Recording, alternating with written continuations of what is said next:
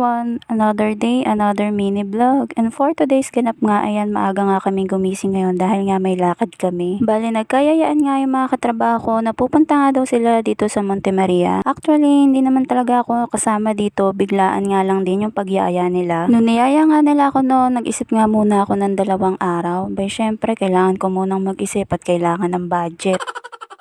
Pero syempre, bago nga ako umuo, abay kinausap ko nga muna si Mal kung sasama ba kami. Na-explain ko na nga rin kay Mahal kung saan kami pupunta at kung magkano yung magagastos namin. Hindi naman kalakihan yung nagastos namin dahil marami nga kaming pumunta dito. Naghati-hati na nga sa mga pamasahe at sa mga iba pang gastusin. Kaya naman hindi mabigat sa bulsa yung nagastos namin dito. Maganda talaga yung umaalis kayo na marami para nga hindi kalakihan yung magagastos nyo. Pero wala talagang tatalo sa biglaang desisyon dahil kapag biglaang yaya ay natutuloy. Anyways guys, ayan, nasa biyahe na nga kami and after ilang oras nga ng pagbiyahe namin kung saan nga kami sumikot-sikot ay nakarating na nga rin kami dito.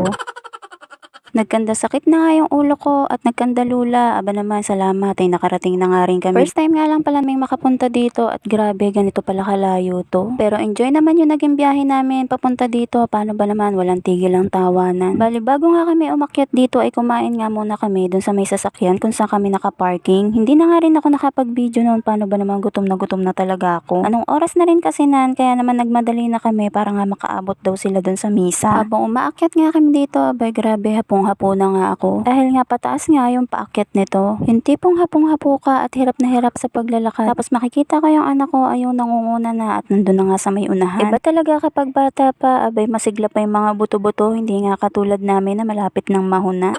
Char. Anyways, ayan, nauna na nga sila dun sa may loob at hindi na nga kami pumasok. Grabe kasi napakadaming tao at napaka-crowded nga. Hindi nga ako makahinga dahil nga sa sobrang init kaya naman dun nga lang kami nag-intay sa labas. At habang nasa loob pa nga sila, inilubos na nga namin yung pagkakataon na magpicturean apat. Kaya naman kahit mainit, aba sige, gora sa pagpicture.